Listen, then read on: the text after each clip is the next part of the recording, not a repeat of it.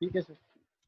Alright, तो हम अब लॉगिन सिस्टम जो हमने मैनुअल बनाया था उसको हम अब डेटाबेस के साथ अटैच कर रहे हैं। मींस बाकी सारी चीजें तो वैसी रहेंगी, बट यहाँ पर जहाँ ये चेक हो रहा है कि ये यूजर नेम एडमिन हो, पासवर्ड 123 हो, अब ये वाली चीज डेटाबेस से मैच करनी है। तो हमारे पास एक ऐसा टेबल होना चाहिए जिसके अंदर कुछ डेटा हो पहले से लॉगिन का। तो हम यहाँ पर एक टेबल मैं आपको दिखा दूं, कल मैंने एक एग्जाम्पल में टेबल बनाया था।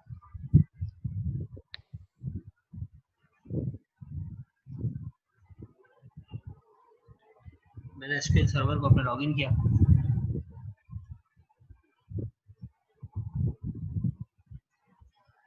हम डेटाबेसेस में जाते हैं। कल मैंने एक डेटाबेस बनाया था स्टूडेंट डीबी सिस्टम। इसके अंदर एक टेबल है जो कि यूजर्स का टेबल है। ये मैं आपको दिखा दूं इसमें है क्या।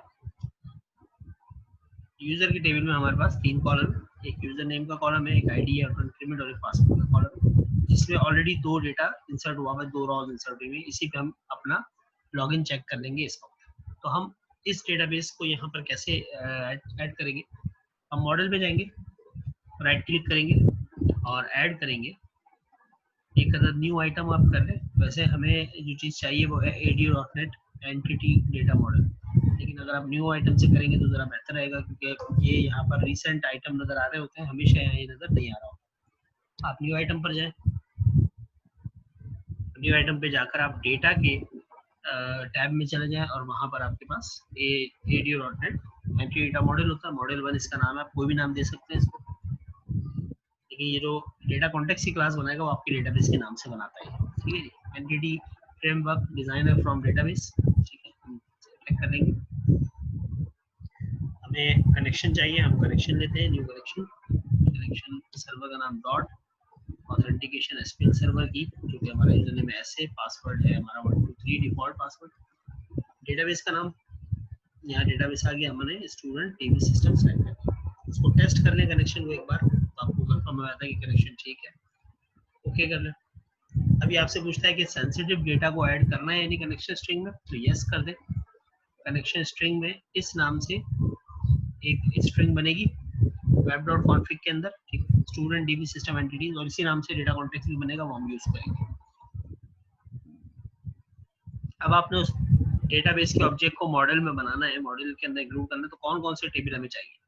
तो हमें जो भी टेबल चाहिए हम यहाँ पे सेलेक्ट कर लें। अगर पूरी एप्लीकेशन आपकी है तो सारे टेबल सेलेक्ट कर लें। मैं फिलहाल सिर्फ टेबल यूजर को यूज कर रहा हूँ। फिनिश किया मैंने। तो यहाँ पर EDMX बनेगा, जिस तरह लास्ट वीडियो में हमने देखा था कि वो हमारे जो है वो कैटेगरी और प्रोडक्ट के जो 2 टेबल थे वो नजर आ गए थे, उसकी डायग्राम भी बन गई थी और पूरा मॉडल तैयार हो गए थे। इस बार हमने सिर्फ एक ही टेबल ऐड किया है।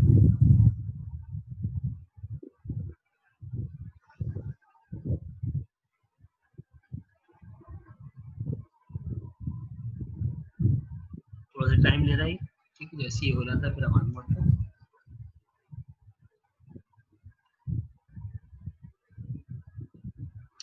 ओके जी, ये हमारे पास टेबल आ चुका है मॉडल के अंदर। मॉडल के अंदर आपके पास ये मॉडल बन चुका है। इस मॉडल के अंदर अगर आप कॉन्टेक्स्ट में जाएंगे तो देखिए स्टूडेंट डीबी सिस्टम जो हमारा डेटाबेस का नाम है, उस नाम से क्लास बनी है एंटिटी करके, ठीक है। ये डीबी कॉन्टेक्स्ट की क्लास होती है, ये डेटाबेस अटैचमेंट करती है। इसके अंदर जितने भी डीबी सेट होते हैं वो सब हमारे टेबल बनते हैं। ये हम मैनुअल भी बनाना सीखेंगे, ठीक है। अभी टेबल यूजर का एक टेबल है हमारे पास, और अगर हम इसको भी खोल के देखना चाहें तो एक्चुअली हमें यहाँ पर टेबल यूजर का ये मॉडल बना हुआ मिल जाता है। ये मॉडल है जैसे हम बनाते हैं नॉर्मली मॉडल। एक यूजर आईडी है, एक यूजर नेम, एक पासवर्ड है, तीनों देखें कॉलम हमारे पास यहाँ पे प्रॉपर्टी के तौर पे आ गए। बहरहाल अब हमें लॉगिन का काम करना है, तो मुझे लॉगिन जो चेक करना है वो होम कंट्रोलर में चेक करना है। अच्छा, एक चीज और आपको दिखानी थी, कनेक्शन स्ट्रिंग कहाँ बनती है। तो देखिए web.config में आप जाए, इस फाइल के अंदर कनेक्शन स्ट्रिंग का एक टैग होता है कनेक्शन स्ट्रिंग्स का, उसके अंदर ऐड हुई होती है आपकी पहली कनेक्शन स्ट्रिंग जो हमने ऐड की है। ये इसका नाम है, बिल्कुल वही नाम है जो कॉन्टेक्स्ट का नाम है। कनेक्शन स्ट्रिंग में वही सब लिखा हुआ है जो हम कनेक्शन स्ट्रिंग में पहले भी लिखते रहे हैं डेटाबेस कनेक्ट करने के लिए। देखिए यहाँ पर आपको पूरी चीजें नजर आएंगी। ये रहा, data source is equal to dot initial catalogue database का नाम, यूजर नेम 123, यूजर नेम ऐसे और पासवर्ड 123। पूरी कनेक्शन स्ट्रिंग आपको यहाँ से मिल जाती है, आप यहाँ से चेंज भी कर सकते हैं। बहरहाल तो अब यहाँ पर ये जो इफ का है इसकी हम बात करेंगे। हमें डेटाबेस से चेक करना है, पहले डेटाबेस यहाँ आना चाहिए। तो डेटाबेस को यहाँ कॉल करने के लिए मैं अपने मॉडल को यहाँ कॉल कर लूँगा यूजिंग एप्लीकेशन का नाम जो कि हमारा लॉगिन सिस्टम डॉट मॉडल्स, क्योंकि मॉडल के अंदर वो क्लास है। अब मुझे वो क्लास मिल जाएगी, मैं क्लास लेवल पे आके ऑब्जेक्ट बना लेता हूँ स्टूडेंट डीबी सिस्टम एंटिटीज का, जो मेरे डेटाबेस का ऑब्जेक्ट है। मैंने कहा डीबी इक्वल टू न्यू, ये मेरी डेटाबेस क्लास का ऑब्जेक्ट बन गया। अब डेटाबेस में क्यूरी करने का तरीका क्या है, देखें आप डेटाबेस में आप सिलेक्ट करना चाहते हैं अगर कोई टेबल, तो आप कहते हैं db dot tbl user dot to list. जैसे आप टू लिस्ट करते हैं ये आपको पूरी लिस्ट, मतलब पूरा सिलेक्ट स्टैटिक फ्रॉम टेबल वाला आउटपुट मिल जाता है इस एक कमांड से।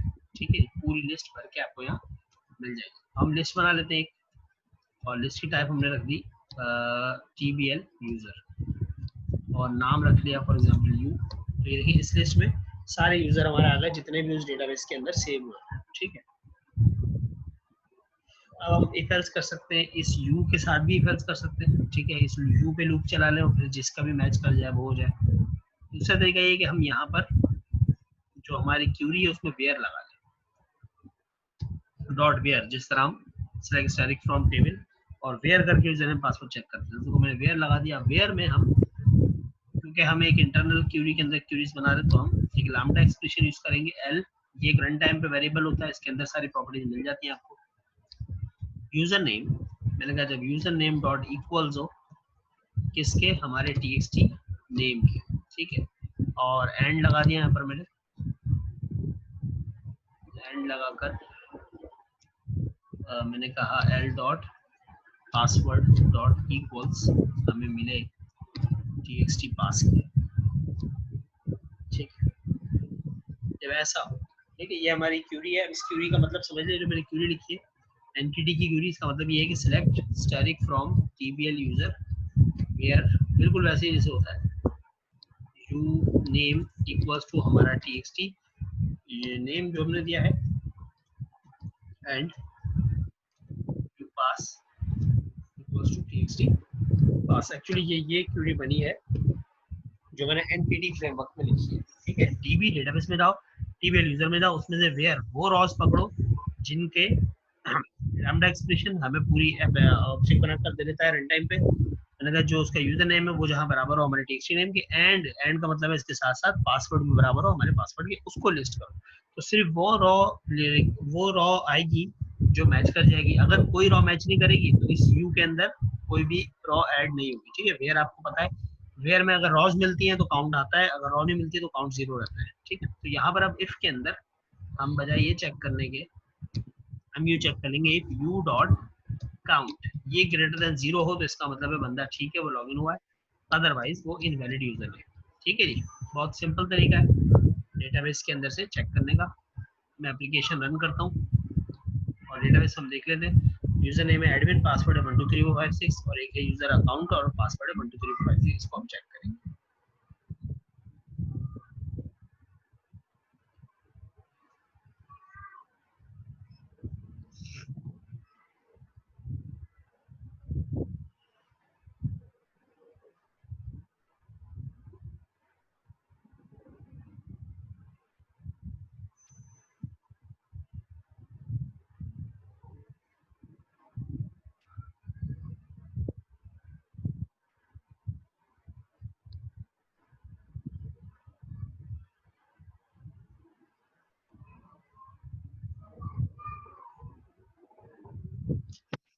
चलिए हम यहाँ पर आ गए अबाउट के पेज पर। हमने उसको एडमिन के पेज पे आने से रोका था जहाँ तक मुझे याद है। यस, हम होम के अंदर गए तो एडमिन पे नहीं जाने दे रहा वो हमें, क्योंकि हमने वहाँ रिस्ट्रिक्शन की हुई है कि जो एडमिन का एक्शन है वहाँ पर अगर यूजर ना हो, अगर सेशन ना हो तो ना जाए। ठीक है, तो देखिए वो लॉगिन पे चला गया। अब लॉगिन पे हम डायरेक्ट लॉगिन करते तो ये खाली है, हमने इसको गलत यूजर नेम पासवर्ड दिया, सबमिट किया। ठीक है, तो इनवैलिड यूजर नेम पासवर्ड आ रहा है। हम सही यूजर नेम देते हैं एडमिन, पासवर्ड देते हैं 123456, लॉगिन करते हैं। फिर देखिए अब ये जो है डेटाबेस के साथ लॉगिन सिस्टम हमारा रेडी है। ठीक है, ये डेटाबेस के साथ बिल्कुल प्रॉपर वर्क कर रहा है। ठीक